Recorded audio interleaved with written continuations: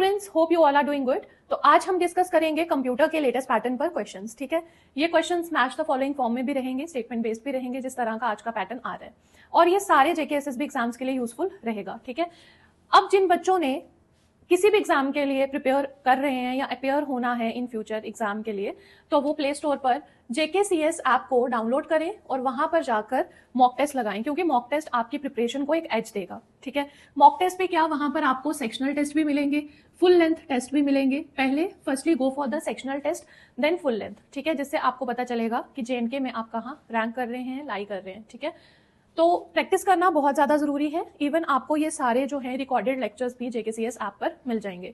Video की description box में आपको एक लिंक दिखेगा, उस लिंक पर जाकर आप प्रैक्टिस कर सकते हैं। ठीक है, तो फर्स्ट क्वेश्चन हम करते हैं यहाँ पर। मैच द फॉलोइंग में क्वेश्चन है लिस्ट 1 लिस्ट 2। क्लाउड कंप्यूटिंग से रिलेटेड ये क्वेश्चन है, और ये जो कंसेप्ट है ना, क्या public cloud, hybrid cloud, then SaaS and PaaS, ये हम किस चैप्टर में पढ़ते हैं? ये हम कंप्यूटर मेमोरी के एंड में पढ़ते हैं जाके। ठीक है, अब पब्लिक क्लाउड होता क्या है, व्हाट इज पब्लिक क्लाउड? तो पब्लिक क्लाउड में जो क्लाउड का इंफ्रास्ट्रक्चर होता है वो किसी थर्ड पार्टी के पास रहता है, और जो यूजर्स हैं वो उसको कैसे यूज करते हैं? इंटरनेट के थ्रू। ठीक है, तो पब्लिक क्लाउड में जो क्लाउड का इंफ्रास्ट्रक्चर है वो किसके पास रहता है? थर्ड पार्टी के पास, और यूजर्स उसे इंटरनेट के थ्रू यूज करते हैं। तो इसका आंसर क्या होगा? ए का थर्ड पार्ट। अब आपने ऑप्शंस में देखना है ए का थर्ड जिसमें है वो आंसर होगा। अगर ए का थर्ड 2 में है तो 50-50 एलिमिनेशन हम यहाँ पर लगा सकते हैं। हाइब्रिड क्लाउड, सास, पास का आप मुझे कमेंट सेक्शन में बताओ कि इसका आंसर। यहाँ पर देखो, जो पब्लिक क्लाउड है ना, पब्लिक क्लाउड की एग्जाम्पल्स बताओ मुझे कौन कौन सी हैं? Amazon web service, Google cloud service. ठीक है, और इसकी जो कॉस्ट होती है वो कम होती है। ठीक है, पर आप इसकी एग्जाम ट्रिक याद रख सकते हो। एक एग्जाम ट्रिक क्या है? Exam trick is public cloud is what? आपका क्या आएगा? ये यहां पर क्या रहता है? थर्ड पार्टी, प्लस जो इंफ्रास्ट्रक्चर है वो थर्ड पार्टी के पास है, और यूजर्स उसे इंटरनेट पर यूज कर रहे हैं, और ये शेयर करके यूज होता है, और इसकी कॉस्ट भी लो रहती है। क्या होता है? What is hybrid cloud? Hybrid cloud public plus private का कॉम्बिनेशन होता है। ठीक है, मतलब अगर कोई कंपनी है तो उसका जो प्राइवेट डेटा है, ठीक है, वो कुछ हिस्सा पब्लिक में है और कुछ हिस्सा प्राइवेट में है, तो उसे हम हाइब्रिड कहेंगे। This is mix of 2 clouds, 2 clouds का मिक्स है। कॉस्ट इसकी भी कम होती है, और जो सेंसिटिव डेटा होता है कंपनी का वो प्राइवेट में रहता है, और जो सेंसिटिव नहीं होता उसको पब्लिक में रखते हैं। ठीक है, तो कौन सा मैच करेगा? ए पार्ट, फर्स्ट वाला। सॉफ्टवेयर एज अ सर्विस क्या होता है? ये इसमें सॉफ्टवेयर इंस्टॉल करने की जरूरत नहीं रहती, हम उसे ऐसे भी यूज कर सकते हैं, लाइक आपका जीमेल, गूगल डॉक्स, और क्या क्या एग्जाम्पल्स होती हैं बताओ? जूम। ठीक है, ये सारे क्या है? Software as a service. यहां पर हमें सॉफ्टवेयर को डाउनलोड करने की सेपरेटली जरूरत नहीं है, हम ऐसे भी काम कर सकते हैं। इसके फीचर्स बताओ सास के। इसका हमें मंथली सब्सक्रिप्शन भी देना पड़ सकता है, लाइक आपका आजकल जैसे माइक्रोसॉफ्ट 365 है। ठीक है, सब्सक्राइब करके हम पे करते हैं, मंथली सब्सक्रिप्शन हो सकता है, ईयरली हो सकता है। ठीक है, तो सास आपका आ गया। ये यहाँ पर हमें कोई वो नहीं है, रेडीमेड सॉफ्टवेयर हमें मिलता है, हम उसे यूज करते हैं। ये होता है प्लेटफॉर्म एज अ सर्विस। ठीक है, तो एक प्लेटफॉर्म दिया जाता है जहां कोडिंग तो ये अपने एंड पर होती है, जो भी यूज करता है ऐप को वो उस पर काम करता है, और जो बाकी चीजें हैं वो कोडिंग वगैरह अलग से होती है यहाँ पर। अब मुझे मैच करके बताओ, ए का था थर्ड, बी का था 1, सास का क्या होगा? Software delivered over the internet on subscription, and pass is environment for developing, testing and deploying applications. तो इस तरह आंसर क्या है? A part. ए पार्ट यहाँ पर इसका आंसर है। क्वेश्चन यहाँ पर देखो, consider the following statement regarding system utilities. ठीक है, ओपन सोर्स सॉफ्टवेयर और प्रोप्राइटर सॉफ्टवेयर। फर्स्टली मुझे डिफरेंस एक आप क्लियर कट बताओ कमेंट सेक्शन में कि ओपन सोर्स सॉफ्टवेयर में क्या चीजें होती हैं और क्लोज सोर्स में क्या होती हैं, व्हाट इज प्रोप्राइटर सॉफ्टवेयर, ये सारी चीजें आप बताओ, इंपॉर्टेंट है। यहां पर आपको 4 स्टेटमेंट्स दी गई हैं, हम देखेंगे कि कौन सी करेक्ट है कौन सी इनकरेक्ट है। डिस्क डीफ्रेगमेंटर क्या करता है? डिस्क डीफ्रेगमेंटर जितनी भी फ्रेगमेंटेड फाइल्स होती है ना उसको एक जगह पे ले आता है, रीअरेंज करता है उनको कॉन्टिग्यूअस लोकेशंस पर। कॉन्टिग्यूअस लोकेशन क्या होती है मैं अभी आपको बताऊंगी। ठीक है, जैसे फॉर एग्जांपल हम ऐसे देख सकते हैं A1 B1 A2 C1 A3। ठीक है, ये एक फाइल है फॉर एग्जांपल। कॉन्टिगस लोकेशन हो गया। अब यहाँ पर जितना भी डेटा है ना, ए वाला डेटा जो है ये सेग्रीगेटेड है, इधर है, इधर है, इधर है। तो क्या होगा, हार्ड डिस्क को रीड करने में टाइम लगेगा। अगर हार्ड डिस्क को ए वाला पोर्शन निकालना है तो उसको क्या होगा, पहले वो यहाँ आएगा, फिर इधर, फिर इधर। तो हार्ड डिस्क को टाइम लग रहा है ना, तो उस टाइम को कम कौन करता है, डिस्क डीफ्रेगमेंटर। डिस्क डीफ्रेगमेंटर क्या करता है, ये रीअरेंज कर देता है। जैसे ये फ्रेगमेंटेड फाइल्स हैं, ठीक है, इन फ्रेगमेंटेड फाइल्स को ये एक लोकेशन पर ले आएगा इस तरह से। लाइक हमें ए वाला चाहिए, A1, A2, A3, फिर उसके बाद B1, C1। मतलब जो फ्रेगमेंटेड था यहाँ पर, वो यहाँ पर क्या हो गया, कॉन्टिगुअस लोकेशन पर उसको ले आया, एक साथ ले आया। कौन, डिस्क डीफ्रेगमेंटर, ताकि जो हार्ड डिस्क है वो अच्छे से काम कर पाए। ठीक है, हार्ड डिस्क यहाँ पर अच्छे से काम कर पाएगा। अगर उसको ए का मटेरियल रीड आउट करना है तो हार्ड डिस्क सीधा रीड कर लेगा, उसका टाइम भी सेव होगा, एफिशिएंसी भी इंक्रीज होगी। तो यहाँ पर फर्स्ट स्टेटमेंट जो है दैट इज करेक्ट। यूटिलिटी जो है ये क्या करता है, ये कॉपीज क्रिएट करता है डेटा की। क्यों क्रिएट करता है, ताकि इन फ्यूचर जो है उसको हम यूज कर पाए। ठीक है, backup utility can create copies of data और रिस्टोरेशन ऑफ डेटा में ये हेल्प करता है। ये स्टेटमेंट भी करेक्ट है। ओपन सोर्स सॉफ्टवेयर एलो करता है यूजर्स को to access and modify its source code. जिसका नाम ही ओपन सोर्स है तो वो एलो करता है। ठीक है, ओपन सोर्स में सोर्स कोड हमारे पास अवेलेबल रहता है, हम उसमें मॉडिफिकेशंस कर सकते हैं अपने हिसाब से। अब यहाँ पर एग्जाम ट्रैप क्या है, एग्जाम ट्रैप इस जहां पर हम फंसते हैं वो ये है, but redistribution of modified versions is strictly prohibited. क्या ये ऐसा है कि नहीं है, यहां तक तो हम कर लेंगे। ये जो स्टेटमेंट है ना, open source software allows user to access and modify its source code, ये तो हम कर लेंगे, हमें पता है कि सोर्स कोड मॉडिफाई कर सकते हैं, ओपन सोर्स अवेलेबल रहता है, मॉडिफिकेशन होती है। ठीक है, प्रोपराइटर में क्या होता है, प्रोपराइटर में नहीं होता। आप प्रॉपर्टी से ही याद रखो, प्रॉपर्टी में कोई इंटरफेयर करने देता, अपनी नहीं करने देता ना, तो प्रोपराइटर सॉफ्टवेयर में भी चीजें जो हैं वो ओपनली अवेलेबल नहीं होती। अब यहाँ पर देखो, रीडिस्ट्रीब्यूशन जो है क्या वो होती है, यहाँ पर बट लगाकर पूछा गया है, but redistribution of modified versions is strictly prohibited. ऐसा कुछ नहीं है, रीडिस्ट्रीब्यूशन भी हो सकती है, वो लाइसेंस पर डिपेंड करता है कि जो लाइसेंस की कंडीशंस हैं क्या वहां पर ये चीज लिखी गई है कि नहीं लिखी गई है। तो यहां पर ये स्टेटमेंट क्या है, इनकरेक्ट है।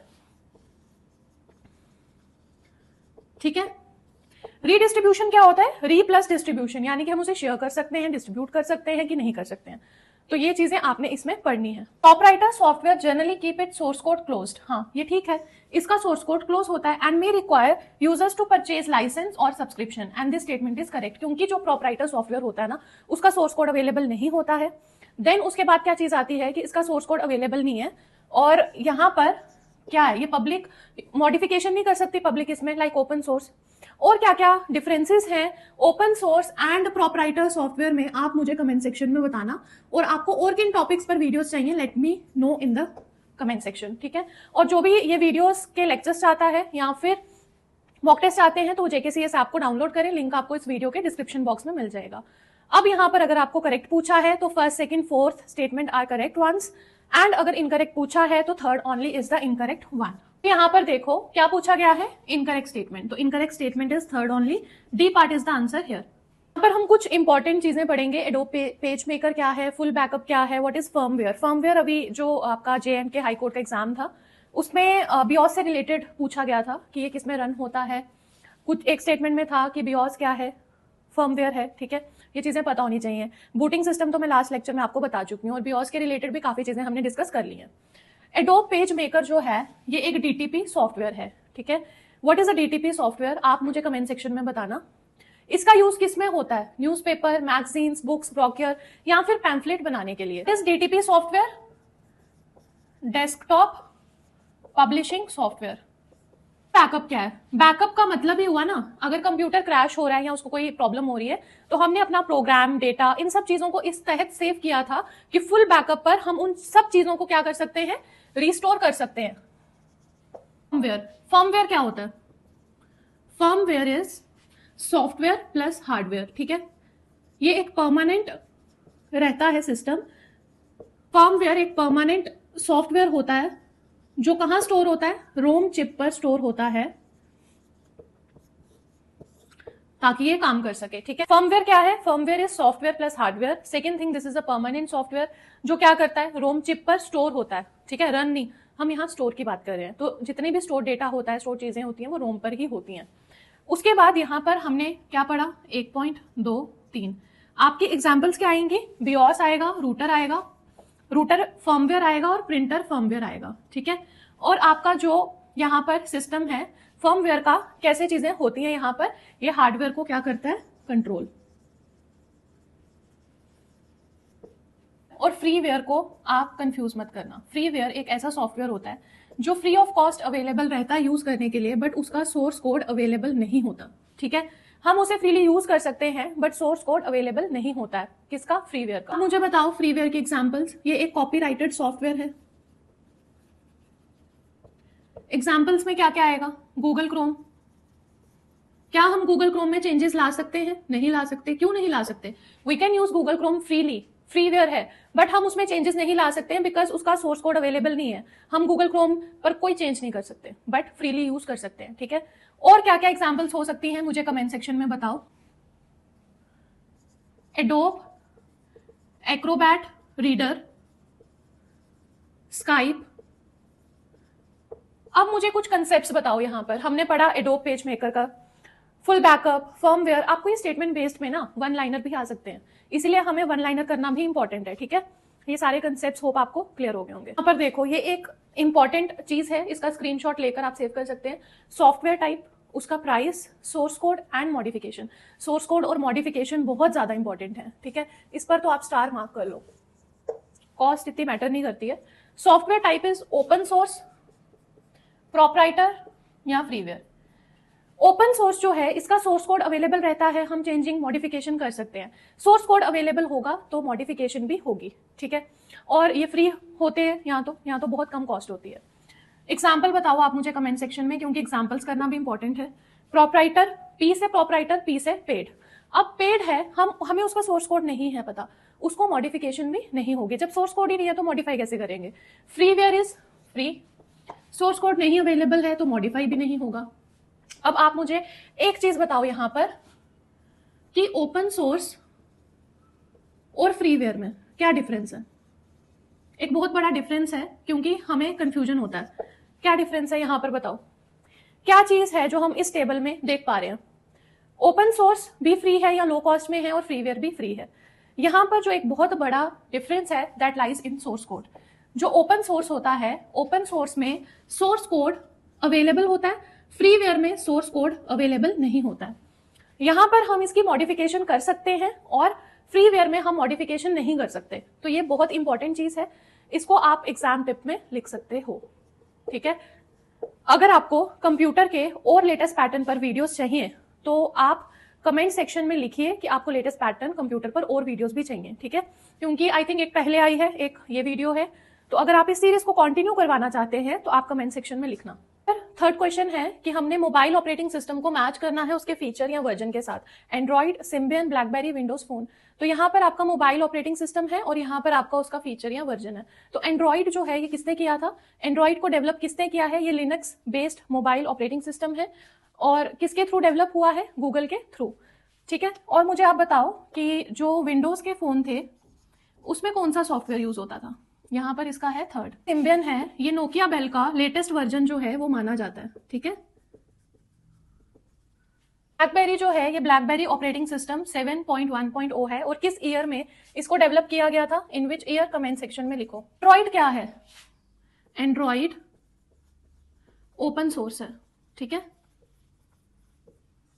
विंडोज का फोन है वो क्या है, what is Windows phone, Windows phone is proprietary, ठीक है।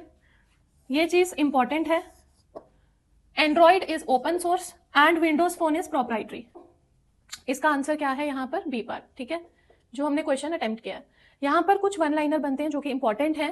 एंड्रॉइड जो है बिलोंग करता है लाइनेक्स कर्नल को। सिम्बियन जो है ये किसके अंडर आता है, नोकिया के, और नोकिया बेल इसका क्या है, latest version. Blackberry operating system किस लिए जाना जाता है, इसकी हाई, जो इसका एक प्रोटेक्शन रहता है, एक हाई सिक्योरिटी के लिए जाना जाता है, ठीक है। अब मुझे बताओ कि एंड्रॉइड ओपन सोर्स है कि नहीं, क्या एंड्रॉइड ओपन सोर्स है। विंडोज फोन किसने डेवलप किया है, विंडोज फोन किया है माइक्रोसॉफ्ट ने डेवलप, और ये क्या है, this is a proprietary software. Android is AOSP। क्या होता है AOSP बताओ। अगर आपको इस तरह के लेक्चर्स चाहिए एमसीक्यू बेस्ड तो कमेंट सेक्शन, यहाँ पर हम मैच द फॉलोइंग करेंगे एमएस पावर पॉइंट का, जिसमें स्टेटस बार है, नोट सेक्शन है, स्लाइड सॉर्टर व्यू है, मास्टर व्यू है। स्टेटस बार क्या होता है? जहां पर आपको स्टेटस दिखता है प्रेजेंटेशन का, ठीक है, ये बिल्कुल स्क्रीन के जो आपको इंटरफेस दिखता है, जैसे हम पावर पॉइंट प्रेजेंटेशन ओपन करते हैं तो यहाँ नीचे आपका स्टेटस बार होता है। अब इस स्टेटस बार में हमें क्या क्या शो होता है वो आप मुझे बताओ। ये डिस्प्ले करता है करंट स्लाइड नंबर जिस पर हम काम कर रहे हो, ठीक है, स्टेटस का बार हो गया, स्टेटस बार हो गया जिससे स्टेटस पता चल रहा है। करंट स्लाइड नंबर ये बताता है, क्या क्या बताता है कि अभी कितनी स्लाइड्स जो हैं, ठीक है, अभी किस स्लाइड पर काम चल रहा है, टोटल कितनी स्लाइड्स हैं, और जो जूम लेवल है वो कितना है। जूम लेवल के बारे में भी हमें जो है स्टेटस बार बताता है। क्या पता आपको ऐसे स्टेटमेंट आ जाए कि क्या ये स्टेटस बार का फंक्शन है कि प्रेजेंट स्लाइड पर जो वर्किंग हो रही है वो बता रहा है, या टोटल स्लाइड्स के बारे में क्या स्टेटस बार बताता है, स्टेटमेंट करेक्ट है इनकरेक्ट है। जूम लेवल के बारे में कितना जूम लेवल है करंट स्लाइड का वो कौन बताता है, वो भी आपको स्टेटस बार बताता है। तो ए का यहां पे आ गया 2। नोट्स सेक्शन किस लिए यूज होता है? Note section is use to create speaker notes, यानी कि बी का 3rd। अब नोट सेक्शन कहां होती है? ये भी यहां नीचे ही होती है। जब भी आप कोई पावर पॉइंट प्रेजेंटेशन खोलते हो तो यहां पर आपको एक ब्लैंक सा स्पेस दिखता है जहां पर लिखा होता है क्लिक टू ऐड नोट्स। आपकी जो प्रेजेंटेशन आप बनाते हो वो यहां होती है, और क्लिक टू ऐड नोट्स में अगर आपको खुद, जैसे आजकल टेलीप्रॉम्प्टर्स होते हैं, टेलीप्रॉम्प्टर्स आपको सामने स्क्रीन पर दिख रहा होता है, आप बोल रहे होते हो, ठीक है, उसी तरह से ये चीज नोट्स सेक्शन सिर्फ आपको विजिबल होती है, ये व्यूअर्स को विजिबल नहीं होती है। वहां पर आप कुछ भी मटेरियल लाइक अगर आप प्रेजेंटेशन बनाकर बोल रहे हो तो जो प्रेजेंटेशन का पार्ट है वो तो सबको दिखेगा, बट जो नोट्स का सेक्शन का व्यू है वो सिर्फ किसको दिखेगा? व्यूअर खुद को दिखेगा, ठीक है। नोट्स सेक्शन का जो व्यू है वो खुद को दिखेगा। आप वहां पर कोई भी इंपॉर्टेंट चीजें जो हैं जो आपको भूल सकती हैं ड्यूरिंग प्रेजेंटेशन, आप जब प्रेजेंट कर रहे हो तो वहां पर आप अपनी इंपॉर्टेंट चीजें जो है वो लिख सकते हो।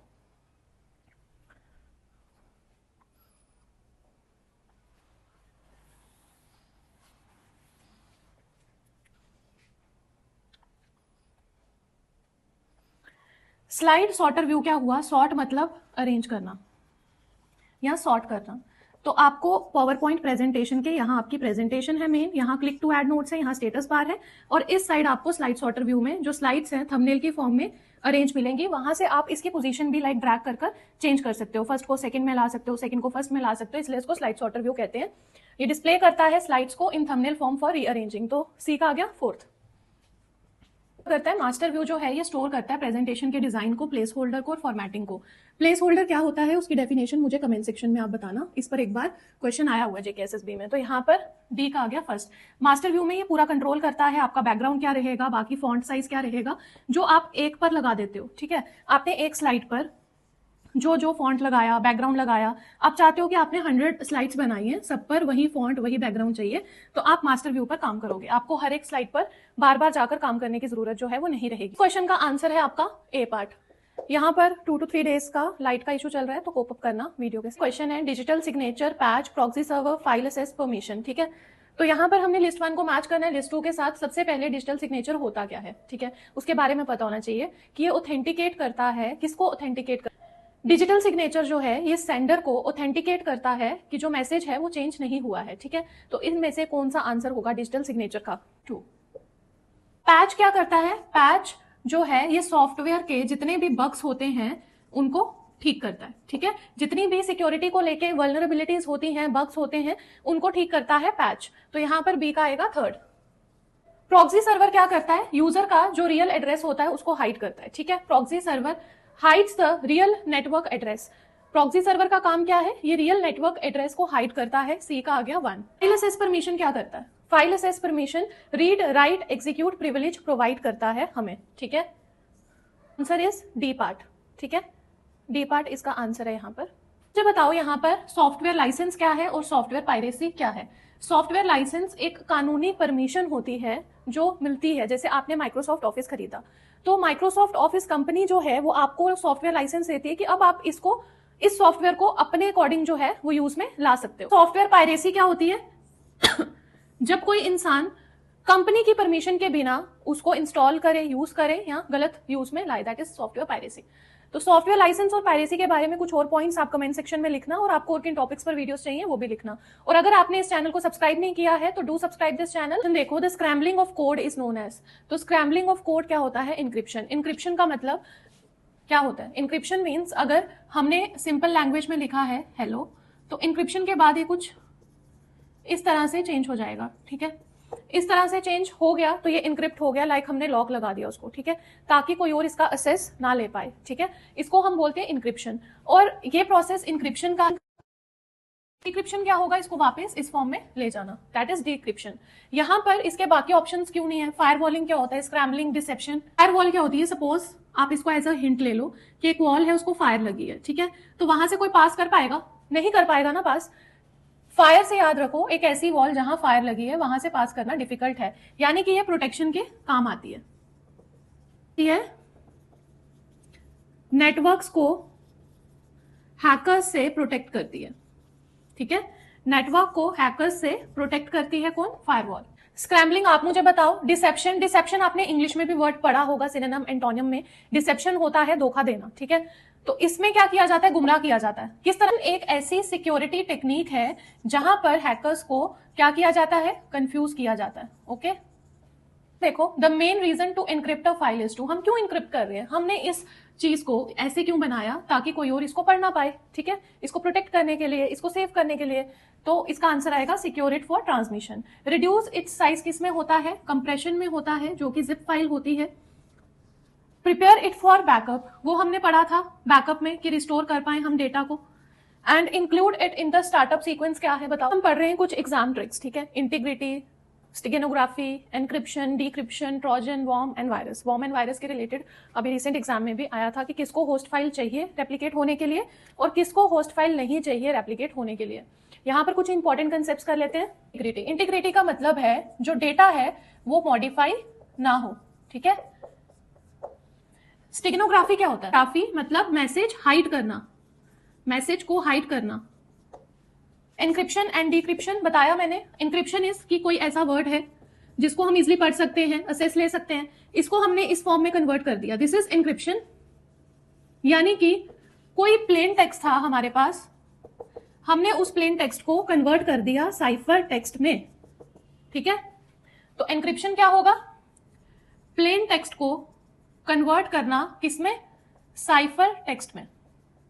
एंड डिक्रिप्शन क्या होगा? डिक्रिप्शन इज कि हमने इसको दोबारा से प्लेन टेक्स्ट में कन्वर्ट कर दिया, यानी कि साइफर टेक्स्ट को हमने कन्वर्ट किया प्लेन टेक्स्ट में। बात बताओ ट्रोजन, वॉर्म एंड वायरस के बारे में। ट्रोजन तो रेप्लिकेट ही नहीं करता, ट्रोजन डू नॉट रेप्लिकेट। अगर आपको इस तरह के वन लाइनर्स या फिर एग्जाम ट्रिक के कुछ पॉइंट्स चाहिए तो आप कमेंट सेक्शन में बताना, क्योंकि ये सारे बहुत इंपॉर्टेंस रखते हैं, ठीक है। वॉर्म जो है स्टेटमेंट बेस्ड भी अभी क्वेश्चन आया था किसमें? J&K high court junior assistant exam में। आप देख सकते हो वॉर्म में क्या था कि इसको, वॉर्म को डज नॉट रिक्वायर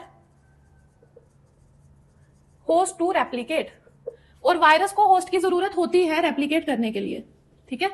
तो ये चीजें काफी इंपॉर्टेंट है। हम पढ़ेंगे cold booting, warm booting, internal commands, external commands and what is this exe.exe, ठीक है।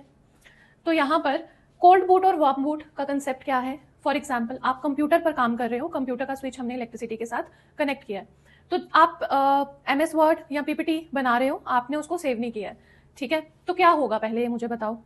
कुछ कंसेप्ट्स हैं जो मैंने आपको पहले बताए हुए हैं। रनिंग में कोई काम है वो कहाँ चल रहा है ये मुझे बताओ। देन उसके बाद स्टोर्ड डेटा कहाँ जाता है? रैम में जाता है, रोम में जाता है, कौन सी वोलाटाइल है, कौन सी नहीं है। तो इलेक्ट्रिसिटी का एक कंसेप्ट मैंने आपको बताया था कि जब भी हम काम कर रहे होते हैं, लाइक फॉर एग्जांपल हम MS वर्ड में PDF बना रहे हैं, हमने सेव नहीं किया उसको, तो वो रनिंग में चल रहा था, रैम में चल रहा था, इसीलिए जब बिजली गई, लाइट ऑफ हुई या स्क्रीन बंद हुई तो वो क्या हो गया? डेटा डिलीट हो गया। तो वो इलेक्ट्रिसिटी से कनेक्शन किसका है? रैम का, और रोम का कोई कनेक्शन नहीं है। अब कोल्ड बूट और वार्म बूट में हम क्या पढ़ेंगे? जैसे फॉर एग्जाम्पल कोल्ड बूट क्या हुआ कि कंप्यूटर ठंडा पड़ा हुआ है, उसको हमने ऑन किया, ठीक है, दैट इज कोल्ड बूट। यानी कि बंद पड़े हुए कंप्यूटर को हम ऑन कर रहे हैं, दैट इज कोल्ड बूट। यानी starting the computer after it has been completely shut down, यानी बंद पड़े हुए कंप्यूटर को हमने ऑन किया, दैट इज कोल्ड बूटिंग, ठीक है। तो एक आ गया 5। वार्म बूट होता है रीस्टार्ट करना, यानी कंप्यूटर पहले से ऑन स्टेट में है, हमने उसे रीस्टार्ट किया। तो यहां पर इसका आंसर क्या आएगा? Restarting computer without switching power of या ऑफ पावर। तो बी का आ गया 3rd। ये बूटिंग के बाद ऑटोमेटिकली रैम यानी मेन मेमोरी में चली जाती हैं। दीज आर इंटरनल कमांड्स, जो कि बूटिंग के बाद कहाँ जा रही हैं, रैम में जा रही है, मेन मेमोरी में जा रही है, तो वो आपका आ गया इंटरनल कमांड्स। तो यहाँ पर एग्जाम्पल्स बताओ मुझे। आपका आ गया CLS, कॉपी, डेट, टाइम, ये सब। इंटरनल कमांड्स का क्या आएगा, these are loaded automatically into main memory after booting. External commands हो गई require external files to execute, और EXE हो गया आपका जिस फाइल को हम रन कर सके, एग्जीक्यूट कर सके, दैट इज .exe, यानी कि एग्जीक्यूटेबल। तो यहां पर इसका answer is a part. Column 1 को मैच करना है कॉलम 2 के साथ। तो फॉर्ट्रैन लैंग्वेज जो है ये किस लिए यूज होती है, artificial intelligence, business purpose, scientific या मल्टीमीडिया। तो फॉर्ट्रैन जो है फॉर्मूला ट्रांसलेशन लैंग्वेज आपका साइंटिफिक कैलकुलेशन के लिए यूज होता है। तो यहां पर देखो ए का थर्ड कहां है, ए पार्ट में है, ये आपका आंसर है, और एग्जाम सेंटर में आपको नेक्स्ट क्वेश्चन में मूव फॉरवर्ड करना है, आगे नहीं देखना। बट अगर यहाँ भी ए का थर्ड दिया होता तो हम आगे देखते, ठीक है। अभी के लिए कबोल का बताओ क्या होगा इसका, दिस इज बिजनेस मैनेजमेंट के लिए यूज होती है। लिस्प किस लिए यूज होती है, आर्टिफिशियल इंटेलिजेंस के लिए यूज होती है। एंड पाइथन किस लिए यूज होती है, मल्टीमीडिया एंड इमेज प्रोसेसिंग के लिए यूज होती है। A part is your answer here. Type में भी आपको पूछ सकते हैं, ठीक है। बेसिक किसने डेवलप की थी, जॉन जी कैमने एंड थॉमस ई कर्ट्ज ने। पास्कल किसने की है, निकोलस ने।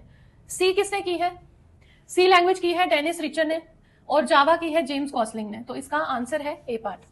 अगर आपको इस तरह की सीरीज और प्रैक्टिस में लानी है, आप चाहते हो कि कंप्यूटर लेटेस्ट पैटर्न पर और MCQ वीडियोस आए और कंसेप्ट बेस्ड क्वेश्चंस आए, तो कमेंट सेक्शन में जरूर लिखना, और किन टॉपिक्स पर आपको वीडियोस चाहिए वो भी, ठीक है।